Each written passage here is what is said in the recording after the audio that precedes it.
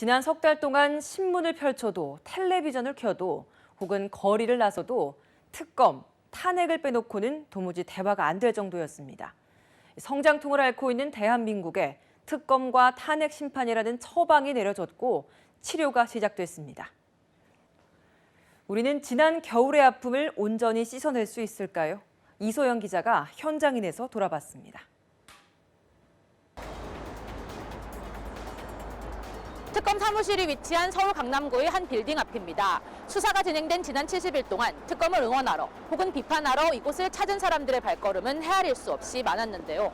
이제는 일상으로 돌아온 이곳에서 숨가빴던 지난 여정을 저와 함께 돌아보시죠. 수사기관 마지막 정례 브리핑을 시작하겠습니다. 지난해 새밑 조용했던 이 빌딩은 특별검사팀의 현판이 내걸리며 주목받기 시작했습니다. 신문과 방송에 등장하지 않은 날이 없을 정도였습니다.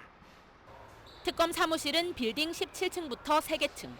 수사팀이 아닌 이들에게는 간판을 내걸던 당일 아주 잠시 동안만 문을 열어줬습니다. 일반 엘리베이터로는 올라갈 수 없고 계단에는 잠금 장치가 설치됐습니다. 보안은 그야말로 철통 같았습니다. 이처럼 특별한 곳에 가까이 갈 수 있었던 한 사람. 최순실 씨 면전에서 욕설을 내질러 유명세를 탄 청소노동자 임혜순 씨를 통해 그곳의 분위기를 들어볼 수 있었습니다.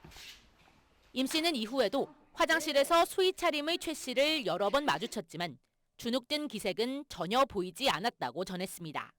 보고서 그냥 힐끔 쳐다보고 그냥 거기 이렇게 코만 쥐고 지나가 버리고 잘못했으면 이제 송구스럽다고 죄송하다는 뭐 하든가 아니면 고개를라도 숙이든가 이런 뭐가 있었는데 전혀 그런 것이 안 보이고. 조사실로 향하는 관문인 3층 주차장은 언제나 기자들로 붐볐습니다. 최순실, 이재용, 김기춘, 조윤선, 유력 인사들이 이곳을 거쳤고 이들을 막기 위해 추위를 버텨야 했던 기자들에게 이곳은 잊을 수 없는 기억으로 남았습니다. 소환자가 누가 오는지 체크하기 위해서 각 회사마다 말진들이 주로 이제 3층에서 대기를 했고요. 워낙 이게 아시다시피 3층 주차장이 너무 춥기 때문에 대부분 핫팩이나 또 낚시의자, 오랫동안 앉을 수 있는 낚시의자 이런 것들이 필수템으로 가지고 있었습니다. 70일 동안 특검은 13명을 구속했고 30명을 재판에 넘겼습니다. 역대 최대 규모인 만큼 수사 성과에서도 많은 기록들을 남겼습니다. 특검은 내일 최종 수사 결과를 발표하고 이곳을 떠나게 됩니다. 이제 국민의 눈은 탄핵 심판이 이루어지는 헌법재판소로 향하게 됩니다. 이곳 헌법재판소의 시계도 특검만큼 빠르게 돌아갔습니다. 시작은 지난해 12월 9일 국회가 탄핵소추 의결서를 접수하면서부터였습니다. 81일간 법정문은 20차례 열렸고 법정에 선 증인은 25명에 이릅니다. 헌법재판소가 지나온 겨울도 특검 못지않게 뜨거웠습니다. 수만 페이지에 달하는 기록을 검토하기 위해 이른 아침 출근하던 재판관들. 이들에게 주말은 그저 평일의 연장이었습니다. 관심이 집중되는 변론이 열릴 때면 밥 먹는 시간도 아껴가며 재판에 몰두했습니다. 요즘 재판관님들이 많이 바쁘셔갖고요. 식사 맛도 없는 것 같아요. 예전보다 더 많이 안 잡수시고요. 맛있는 음식 많이 잡수시고 힘을 내셨으면 좋겠어요.